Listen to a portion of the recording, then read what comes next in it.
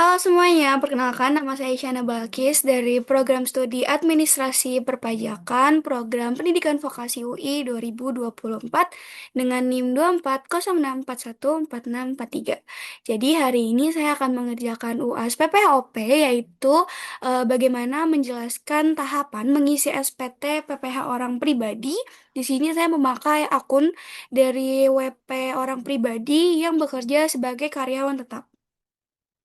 Jadi di sini saya akan memakai aplikasi simulasi dari Cortex karena untuk saat ini karena kita sudah lewat masa pengisian SPT, kalau memakai akun real atau akun sebenarnya dari Cortex, otomatis saya tidak bisa menjelaskan bagaimana tahapan untuk mengisi data-data dalam SPT PPHOP orang pribadi.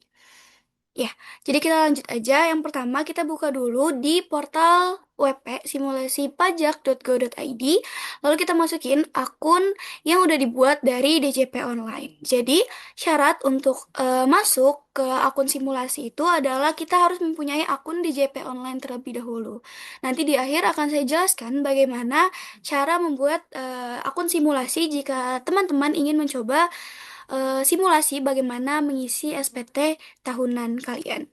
Oke, langsung kita login aja. Yang pertama kita login dulu menggunakan nick dan juga password dari yang sudah diberikan di email saat membuat akun simulasi DJP online. Oke, jangan lupa masukkan captcha-nya.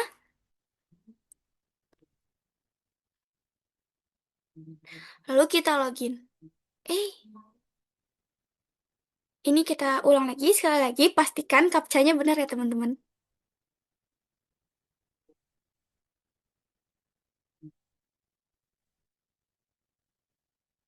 Oke, setelah kita login, kita bakal langsung dapat pemberitahuan seperti ini, yaitu pemberitahuan selamat datang di Cortex 2025. Seperti yang kita tahu, semenjak keluarnya PMK 81 2024, keluar juga gimana kita memberlakukan Cortex sebagai pengganti di JP Online. Kita mulai saja, jadi kita ikutin tutorialnya. Biasanya kalau misalnya masuk simulasi, kita bakal langsung diarahin ke tutorialnya. Kita pencet aja lanjut. Karena aku masukin akun yaitu WPOP, jadi keluar juga kan seperti ini. Kita ikutin aja tutorialnya.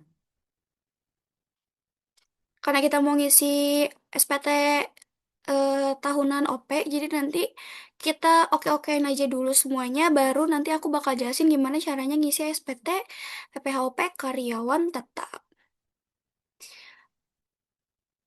Oke, jadi seperti ini tampilannya, tampilan data-data pribadi. Cuman di sini yang terlalu pribadi tidak ada. Jadi lebih ke data apa namanya umum aja. Karena ini akun simulasi juga ya teman-teman. Terus di sini aku mau nge-disclaimer kalau misalnya aku bakal ngisi SPT dalam bahasa Indonesia. Jadi ada juga pengisian tutorial pengisian SPT dalam bahasa Inggris. Jadi aku bakal ngerjain dengan bahasa Indonesia aja. Yang pertama, setelah kita udah sampai di halaman depan ini, kita langsung masuk ke kolom yang surat pemberitahuan atau tax return. Kita tekan, lalu akan muncul seperti ini, ada surat pemberitahuan, pencatatan, ada dashboard kompensasi jika nanti ada kelebihan pembayaran pajak, lalu misalnya ada ketidakbenaran. Kalau misalnya kita ada pembetulan dari SPT, kita pencet dulu karena kita tekan dulu karena kita mau buat SPT-nya. Oke, nanti kita masih ada tutorial ya teman-teman, kita ikutin aja. Oke. Dan oke. Jadi, nanti di sini kalian bakal langsung nemuin tampilan seperti ini, yaitu SPT yang belum disampaikan. Karena kita pakai akun simulasi, otomatis yang keluar hanya dua pilihan, yaitu PPHOP dan PPH unifikasi. Kita bakal buat di PPHOP-nya ya. Jadi yang pertama kita pencet dulu ini buat konsep SPT. Kita pencet, kita tekan tombol ya, lalu akan muncul seperti ini. Nanti ada pertama kita harus pilih jenis SPT yang mau kita laporin. Yang pertama ada PPH orang pribadi dan juga PPH unifikasi. Kita pilih yang orang pribadi ya. Kita lanjut, lalu yang kedua kita pilih periodenya. Nah, kalau misalnya kalian bakal ngisi di tahun depan nih, di jangka waktu Januari sampai Maret tahun 2026, nanti bakalan muncul di sini, yaitu Januari sampai Desember 2026. Karena simulasi kita pilih yang ada aja ya teman-teman, yaitu Januari sampai Desember 2023. Lanjut, langkah yang terakhir itu kita pilih nih, kita mau ngebetulin SPT atau kita mau buat SPT normal. Di sini karena ini sekali lagi simulasi, kita pilihnya yang normal. Oke, nanti keluar di sini tampilannya seperti ini. Ini yang tadi udah kita buat bakalan muncul di sini. Nah, setelah itu kita bakal edit caranya yaitu kita lihat. Oke. Ini adalah SPT tahunan PPH format yang terbaru. Jadi kalau misal teman-teman cari di YouTube, itu ada tutorialnya, cuman bentuknya agak sedikit berbeda karena ini udah diperbarui lagi. Jadi kalau dulu itu ada 1770 SS, terus ada S dan juga ada yang biasa. Nah sekarang itu disatukan, jadi nggak ada perbedaan antara 1770 SS, S dan yang biasa. Oke, kita ikutin tutorialnya ya teman-teman. Jadi yang pertama kita bisa milih sumber penghasilan. Terus nanti kita harus jawab beberapa pertanyaan dari poin A, B, C, D, E sampai nanti di terakhir yaitu K pernyataan. Kita di sini nanti ada halaman utama, lalu ada lembar 1 dan lembar 3A atau misalnya ada yang dari luar pendapatannya. Misalnya teman-teman dapat kerjaan dari luar, misalnya remote, itu juga bisa dimasukin di sini. Jadi kita harus isi lampiran dulu yang di lembar 1. Nah, di lampiran ini kita wajib untuk ngisi rincian asetnya. Jadi kita harus ngisi rincian aset, terus utang yang kita punya. Terus juga ada daftar PTKP. Ya, untuk pengurang dari pajak yang bakal kita potong nanti di akhir. Nah, di sini kita lihat ini induknya ada tahun bagian pajak, terus ada statusnya. Jadi teman-teman ini kita nggak bisa ubah karena sekali lagi ini tutorial. Jadi kita cuman bisa ubah yang mungkin contoh mungkin yang kayak kita bisa otak-atik nanti ke depannya. Kayak di sini nih status wajibnya juga kita nggak bisa ubah. Ini juga nggak bisa ubah. Nah, yang bisa kita ubah tuh nanti di sini. Pertanyaan pertama, apakah Anda menerima penghasilan dari dalam negeri? Iya, betul. Kalau enggak, nanti kita disuruh lanjutin. Sekali lagi, kita nggak bisa ubah. Jadi, kalau misalnya teman-teman dari dalam negeri itu boleh diisi. Terus, apakah kita nerima penghasilan dari usaha atau pekerjaan bebas? Tadi aku ngejelasin kalau aku pakai akun dari WP yang pekerjaannya sebagai karyawan tetap. Jadi, ini otomatis nggak keisi. Nah, kalau misalnya teman-teman ada penghasilan di luar pekerjaan tetap, itu bisa diisi ya. Iya. Nanti Nanti ada pilihan lagi nih, ada keluar 1B2 yaitu dia pakainya OPPT, terus kita pakai NPPN atau enggak. Di sini aku pilih yang enggak aja, biar dilanjutin. Terus, apakah menerima penghasilan dalam negeri lainnya? Nah, tadi ada formulir L3A. Nah, ini kalau misalnya kita nerima penghasilan dalam negeri selain dari yang kita terima dari pegawai tetap, dari perusahaan yang kita terima. Oke, di sini aku mungkin nggak dulu. Kalau iya nanti munculan di atas. Kalau tidak berarti kita nggak perlu ngisi bagian 3A yang 4. Terus apakah kita menerima penghasilan di luar negeri? Kalau iya, ya udah kita isi nanti bakal diarahin lagi. Kalau enggak, kita lanjut ke pertanyaan berikutnya. Kita langsung ketemu nih, kan yang tadi kita udah ngitung penghasilan, jumlah penghasilannya. Sekarang kita lanjut ke ngitung PPh terutangnya. Sebenarnya konteks ini sangat mempermudah karena kita benar-benar tinggal langsung isi aja tanpa mikirin ini bakal kita ubahnya gimana. Kayak kita nggak usah ngitung-ngitung lagi karena dia otomatis ke sistem.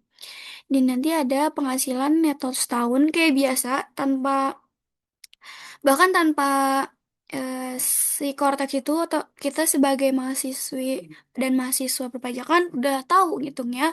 Yang pertama tentunya kita hitung penghasilan neto, terus kita lanjut ke ngitung PPh terutangnya.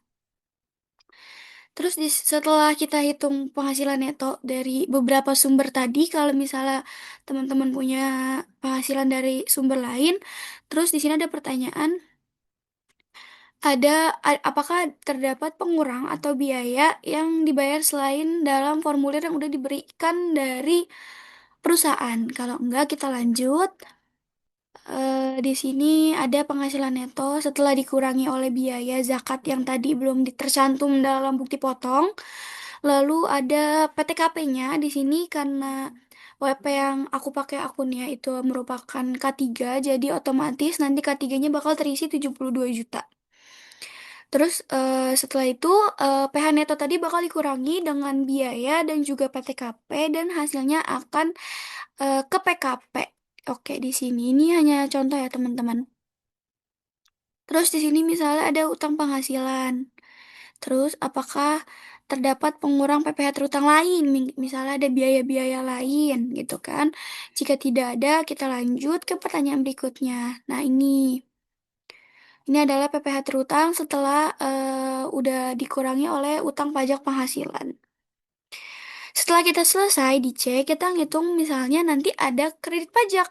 Jadi karena pemberlakuan baru dari tarif TER eh, memungkinkan WP itu lebih bayar karena tarif bruto per bulan itu biasanya kalau yang selama ini saya hitung itu relatif lebih bayar. Jadi akan ada kredit pajak. Nah, di sini kredit pajaknya ada yang apakah ada PPh yang dipungut oleh pihak lain. Terus juga apakah ada angsuran PPh pasal 25 atau PPh yang diangsur per bulannya.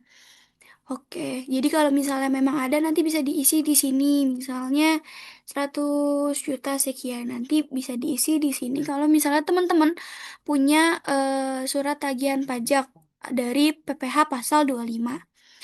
Oke, selesai ke kredit pajak, kita lanjut ke underpayment or overpayment income tax. Atau dalam bahasa Indonesia itu lebih atau kurang bayar.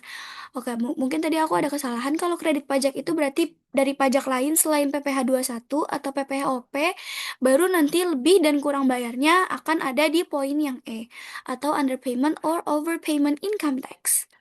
Oke, apakah ada PPh kurang atau lebih bayar? Kita bisa lihat di sini ya.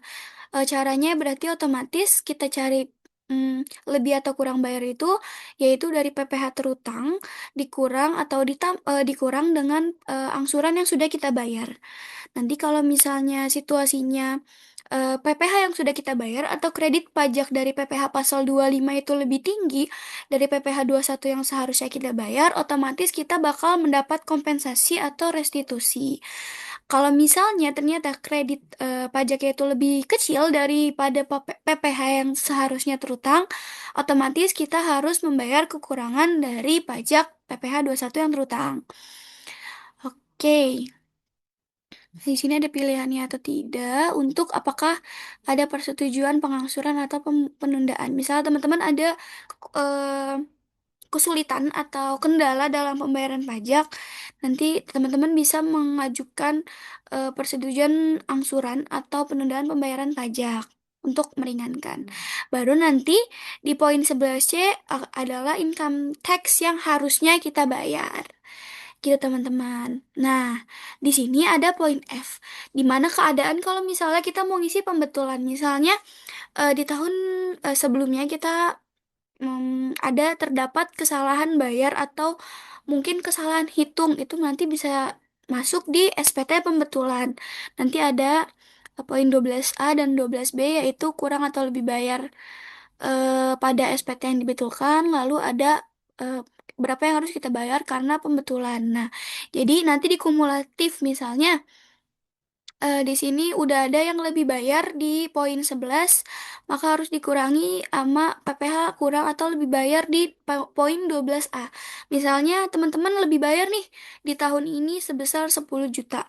Lalu ternyata ada pembetulan kalian tuh kurang bayar sebesar 5 juta. Jadi kan ada 5 juta yang tadinya kalian harus dapat lebih bayar 10 juta, lebih bayar itu bakal dikurangi sama pembetulan sebesar 5 juta. Jadi nanti yang bakalan bisa direstitusi atau dikompensasi itu hanya sebesar 5 juta gitu teman-teman. Lanjut, nah jika teman-teman lebih bayar seperti keadaan tadi, maka bisa mengajukan permohonan PPh lebih bayar jika teman-teman ingin. Oke. Nanti di sini bakalan muncul teman-teman mau ke rekening bank apa, terus nanti ada nomor rekeningnya, ada nama bank dan nama akun yang teman-teman harus isi untuk konfirmasi kemana pemerintah atau DJP harus ngembali ini kelebihan bayar pajak yang teman-teman ajukan. Gitu. Oke, setelah selesai permohonan, kita lanjut ke poin H, yaitu angsuran PPh pasal 25 tahun berikutnya. Misalnya teman-teman apakah di sini ada beberapa pertanyaan, apakah teman-teman menerima penghasilan teratur dan berkewajiban? Misalnya teman-teman emang harus bayar lagi nih angsurannya tahun depan. Kalau iya nanti ada pilihannya karena di sini nggak bisa, karena di sini nggak bisa berarti kita lanjut ke pertanyaan berikutnya. Apakah kita ngitung sendiri, apakah teman-teman itu ngitung sendiri PPh 25-nya nanti? Kalau iya, nanti ada pilihannya ke depannya. Kalau tidak, kita lanjut. Terus ada pertanyaan, apakah teman-teman bayar pasal berdasarkan OPPT? Kalau iya, nanti ada pilihannya. Dan kalau tidak, kita lanjut ke pertanyaan selanjutnya. Kita sudah sampai di poin H, kita lanjut ke poin yang I, yaitu pernyataan transaksi lainnya. Jadi di sini ada laporan, misalnya teman-teman, apakah teman-teman punya harta di akhir tahun tuh berapa, terus ada utang kah, atau adakah pajak yang dikenakan PPh final, yaitu PPh pasal 4 ayat 2 atau PP 55 atau PPh pasal 15 untuk badan. Lalu nanti teman-teman bisa jawab ini ya kalau misalnya ada dan bisa ngisi sesuai arahan dari korteksnya ini. Terus kita lanjut, apakah teman-teman menerima penghasilan yang tidak kena objek pajak? Oke. Terus apakah teman-teman melaporkan biaya penyusutan atau amortisasi fiskalnya? Karena penyusutan itu apa ya, tidak menjadi biaya dalam. Mohon dikoreksi kalau salah, tapi setahu saya itu tidak menjadi biaya saat perhitungan PPh pasal 21. Terus, apakah teman-teman nih ngelaporin beberapa biaya, misalnya ada biaya entertainment untuk daftar entertainment, terus ada biaya promosi atau penggantian, imbalan bentuknya natura atau kenikmatan atau piutang yang ternyata nyata-nyatanya tuh tidak dapat ditagih gitu. Terus apakah teman-teman di sini menerima dividen dan melaporkannya sebagai penghasilan tidak termasuk objek pajak? Oke.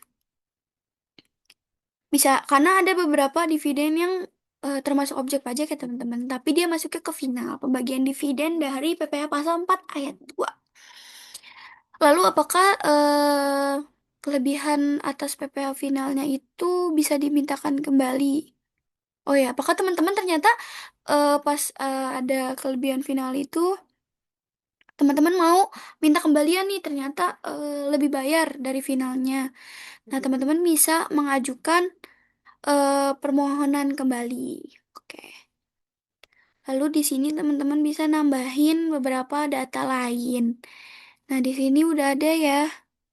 Oke, karena di sini ada contoh misalnya teman-teman dapat bupot. Nah, nanti bukti potongnya bisa dimasukin ke sini. Biasanya bukti potong itu diberikan oleh perusahaan setiap akhir tahun pajak untuk laporan dari WP itu tersebut. Jadi, setelah kita dapat bukti potong dari perusahaan, kita harus melaporkannya sendiri ke Cortex. Jadi, acuannya tuh memang dari si bukti potong itu. Jadi, teman-teman bisa isi di sini, bisa isi dokumen lainnya, lalu ada surat pernyataan bahwa data yang kita isi itu sudah benar. Dan bisa diwakilkan juga ya teman-teman, misalnya teman-teman mau diwakilkan saja nih, nah nanti harus disertai dengan surat kuasa. Nah setelah ini kita bakal bayar dan lapor. Nah gitu teman-teman, udah setelah itu kita lanjut ke bayar dan lapor deh. Gitu, jadi Gitu, itu dia gimana caranya kita ngisi SPT PPH OP tahunan untuk karyawan tetap. Kita lanjut mungkin bagaimana cara kita teman-teman mau ikut ke simulasi ini. Oke, caranya itu teman-teman harus ini masih loading ya guys. Kita harus ke DJP online, ke akun DJP online, lalu kita login menggunakan akun yang sudah ada.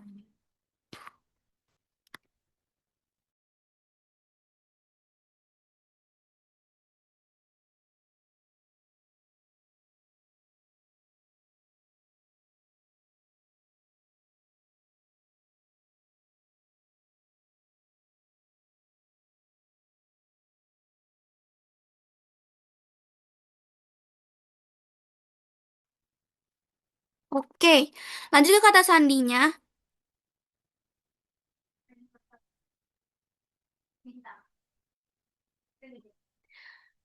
Nah, nanti setelah kalian login, itu kalian bakal langsung ke sini, langsung ke profilnya. Dan profilnya akan muncul seperti ini. Ada data, terus juga ada sebenarnya teman-teman kalau misal baru pertama kali itu ada proteksi 2 kali. Jadi teman-teman harus konfirmasi menggunakan kode, bisa melalui email atau nomor telepon yang terdaftar di DJP online. Nah, kalau teman-teman mau ke akun simulasi, bisa langsung pencet di sini, pendaftaran simulator Cortex. Kita pencet, kita tekan maksudnya. Lalu kita masukkan kode keamanan di sini. Ini kita lihat ya apakah benar. Oke, simpan. Kita menunggu dan registrasinya berhasil. Oke, kalau sudah seperti ini, teman-teman bisa cek ke email. Nanti teman-teman bakal dikasih eh yang pertama ada NPWP teman-teman dan juga password untuk login akun simulasi Cortex. Segitu saja tata cara pendaftaran atau penginputan SPT PPH OP untuk karyawan tetap dari saya. Kurang lebihnya mohon maaf jika ada kesalahan. Saya mohon maaf dan minta tolong untuk dikoreksi. Wassalamualaikum warahmatullahi wabarakatuh.